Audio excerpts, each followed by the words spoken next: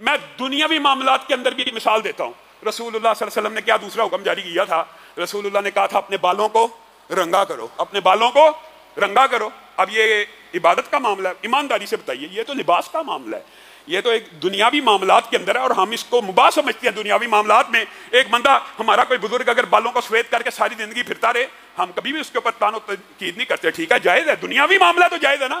لیکن رسول اللہ صلی اللہ علیہ وسلم نے ان دنیاوی معاملات کے اندر بھی مشرکوں کی، یہودیوں اور عیسائیوں کی مخالفت کی ہے. کیا کہا؟ اپنے بالوں کو رنگ لیا کرو، کیونکہ یہ یہودی اور عیسائی اس کو حرام سمجھتے ہیں رنگنا. بات یہ ہے کہ وہ رنگیں گے ہی نہیں، تم کبھی رنگ لو. مہندی رنگ آپ کو پتہ ہے رسول اللہ صلی اللہ علیہ وسلم نے پسند کیا، یہاں تک کہہ دیا کہ کالے کے علاوہ جس بھی رنگ سے رنگنا چاہو رنگ لو اور رنگا کرو، تاکہ مشرکین کی، یہودیوں اور عیسائیوں کی مخالفت ہو جائے. مشرکین کی مخالفت ساری زندگی مکہ میں کی اور مدینہ میں آنے کے بعد یہودیوں اور عیسائیوں کی مخالفت کی. آپ حیران رہ جائیں گے ایک اور بات کے اوپر. یہ حدیث شاید آپ نے اکثر نے سنی ہو، بعد میں نہ سنی ہو. رسول اللہ صلی اللہ علیہ وسلم نے یہ بھی کہہ دیا، نظفوا افنیتکم. اب لوگوں کے لیے شاید یہ بڑے چمبے کی بات ہو. رسول اللہ نے کہا اپنے صحنوں کو صاف رکھا کرو. کیوں؟ یہودیوں کی مخالفت کیا کرو.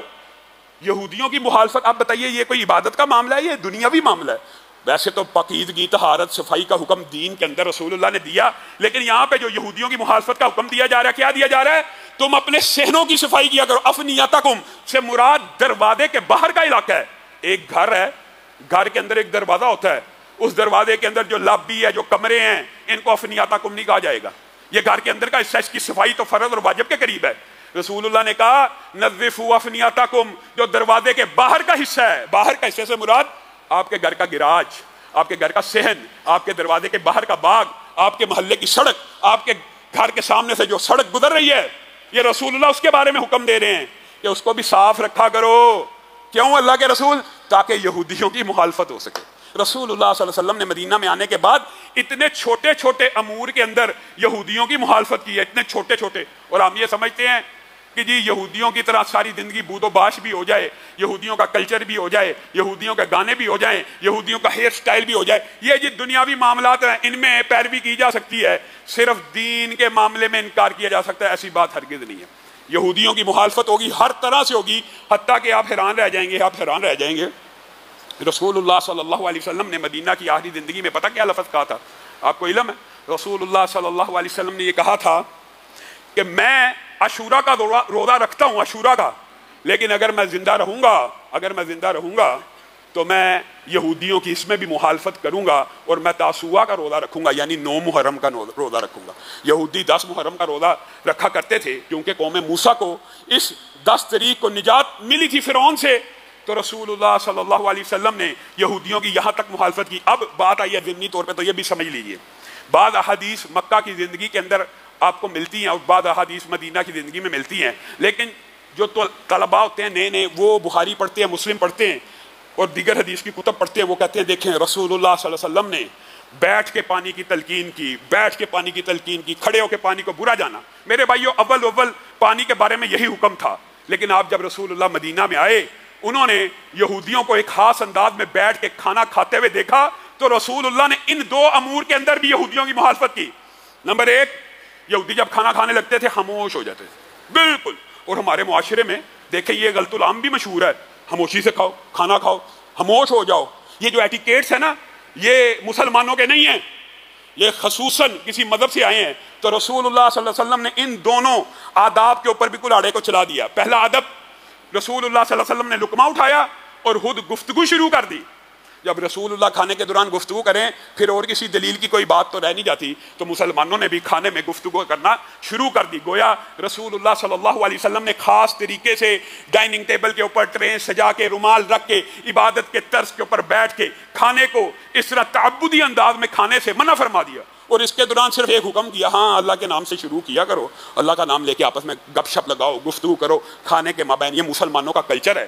وہ جو کلچر ہے نا خاموشی سے کھا لو، بالکل وہ ہمارا کلچر نہیں ہے. اور دوسری بات، رسول اللہ صلی اللہ علیہ وسلم نے اول پانی کو، کھانے کو کھڑا ہونے سے منع کیا تھا تاکہ مشرکین کی مخالفت ہو جائے. لیکن یہاں پہ آ کے جب یہودیوں کی مخالفت اور عیسائیوں کی اور اہل کتاب کی مخالفت مقصود تھی تو پھر ہر چیز کی اجازت دے دی. اس لیے صحابہ نے کہہ دیا ہم مدینہ میں رسول اللہ صلی اللہ علیہ وسلم کے دور میں چلتے بھی تھے, پھرتے بھی تھے, کھانا بھی کھاتے تھے, پانی بھی پیتے تھے. حضرت علی نے لوگوں کو اکٹھا کیا اور پانی کا گلاس ہاتھ میں پکڑا, پینا شروع کر دیا. لوگوں کو کہا میں اس لیے یہاں پہ کھڑے ہو کے پانی پی رہا ہوں کہ کہیں تم یہ نہ سمجھنا کہ کھڑے ہو کے پانی پینا منع کر دیا گیا مسلمانوں کے اوپر.